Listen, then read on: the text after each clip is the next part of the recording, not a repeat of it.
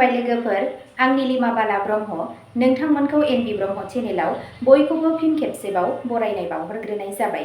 आं दिनै नोंथांमोननि सिगाङाव दिनैनि सानसेनि फानजामुथिखौ फरायथिनो लादों। आसा खालामो नोंथांमोना भिडिअखौ नायना मोजां मोनगोन। दिनै 28 जुन 2026 मायथाइ एबा 13 आसार दान 1433 मायथाइ रबिबार। गिबियावनो दङ मेष राशि। बे रबिबारा नोंनाव गोदान गोहो आरो थुलुंगानाय लाबोगोन। सोरखारि सेक्टर एबा गोजौ मावख'गिरिफोरजों नोंनि सोमोन्दोआ जोबोद गोख्रों जागोन, जाय जायखिजाया थाबथानाय सोरखारि खामानिखौ गोख्रै खालामगोन।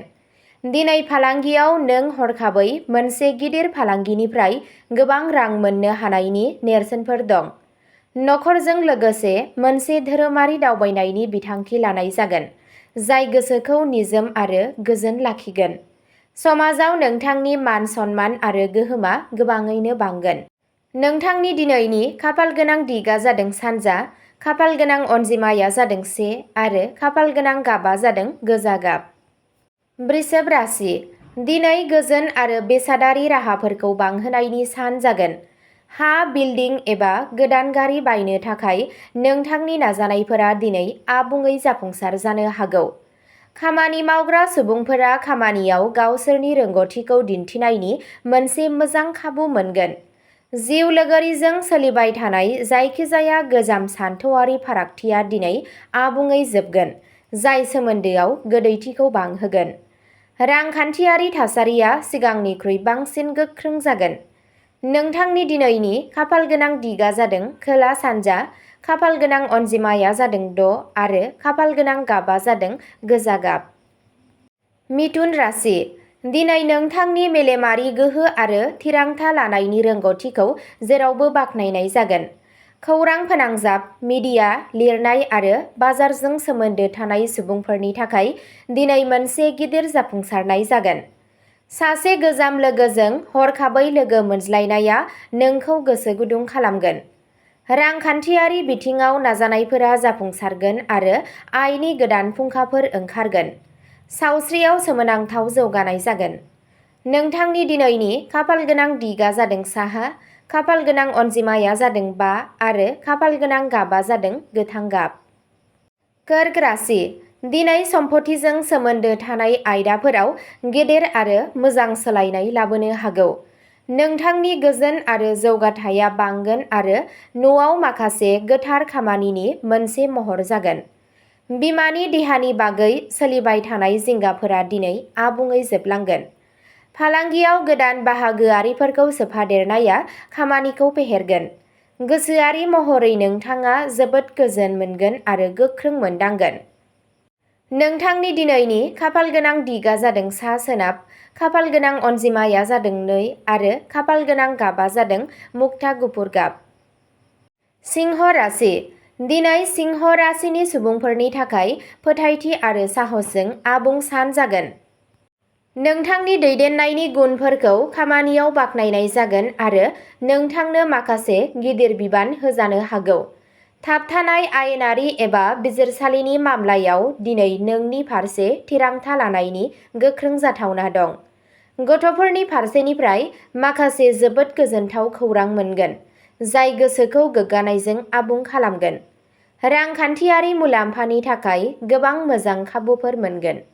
नोंथांनि दिनैनि खाफाल गोनां दिगा जादों सा सानजा, खाफाल गोनां अनजिमाया जादों 9 आरो खाफाल गोनां गाबा जादों सना गाब। कन्या राशि। दिनै नोंनि बाथ्रा बुंनायखौ आरो आखुखौ आखा-फाखा खालामनो थाखाय मोनसे सान जागोन। नों रांखान्थियारि ट्रेन्जेकसन आरो रां थिसननायाव गोबां जाफुंसारनाय मोनगोन। थाबथानाय रांखौ होफिननो हागोन। नखरारि बारहावाया जोबोद गोजोन जागोन आरो बिदा-फंबायफोरनि आबुं मदद मोनगोन। बादायलायनाय आनजादाव गोसो जानाय फिथायखौ मोनना सोलोंसाफोरा 2 गुन गोसो गुदुं मोनगोन। सावस्रिया जोबोद मोजां जागोन। नोंथांनि दिनैनि खाफाल गोनां दिगा जादों सानजा, खाफाल गोनां अनजिमाया जादों 3 आरो खाफाल गोनां गाबा जादों फिस्टा गोथां गाब। तुला राशि। दिनै नोंनि गोसोआ आबुङै नोंनि जिउ राहा आरो सुबुंथिखौ जौगाहोनायाव जागोन। आरिमु, सोरजिलु खामानि आरो फेशनजों सोमोन्दो गोनां सुबुंफोरा दिनै हादोर गेजेरारि गनायथि एबा गिदिर बिथांखि मोननो हागौ। मोजां मोनलायनाय जिउआव रमान्स आरो गावजों गाव बुजिलायनाया बारायगोन। फालांगियारि दावबायनायफोरा गोजान आरो गोबां मुलाम्फा गोनां फोरमान जागोन। रांनि बोहैनाया सोलिबाय थानाय जागोन। नोंथांनि दिनैनि खाफालगोनां दिगा जादों सोनाब, खाफालगोनां अनजिमाया जादों 7 आरो खाफालगोनां गाबा जादों रेजें निला गाब। वृश्चिक राशि। दिनै नों गावनि गोख्रों गोसो गोहोनि बोलोआव गोब्राबसिन थासारिफोरखौबो फेजेननो हागोन। खामानियाव नोंथांजों मावजानाय गोब्राब मावसोमनाया दिनै जौगाथाय एबा बेसेन बांनायनि महराव मुलाम्फा जानो हागौ। गुबुन हादोरफोराव थांनो एबा गुबुन हादोरनि कम्पानिफोरजों फालांगि खालामनो सानथांखि खालामनाया दिनै गोख्रों जागोन। बेलासिया नोंनि जिउ लोगोरिजों सुखुयै बारगोन। हनुमाननि अननायजों गोसोआरि जिंगाया हामगोन। नोंथांनि दिनैनि खाफालगोनां दिगा जादों खोला, खाफालगोनां अनजिमाया जादों 4 आरो खाफालगोनां गाबा जादों खमला गाब। धनु राशि। दिनै धोरोमारि गियान आरो गोजौ सोलोंथाइनि बिथिङाव नोंनि गोसोआ जोबोद गोथौ जागोन। बैसोगोराफोर आरो गुरुफोरनि बिथोनआ नोंनि केरियारखौ मोनसे गोदान आरो थार दिथा होगोन। फालांगियाव आसा गैयै मुलाम्फाया नोंथांनि बेंक बेलेन्सखौ गोख्रैनो बारायगोन। समाजारि खामानियाव नोंनि सांग्राङै बाहागो लानायनि थाखाय नों मोनसे मुंदांखा प्लेटफर्मआव मान होजानो हागौ। हाबानि जिउआ गोजोन जागोन। नोंथांनि दिनैनि खाफालगोनां दिगा जादों सा-सानजा, खाफालगोनां अनजिमाया जादों 8 आरो खाफालगोनां गाबा जादों गोमो गाब।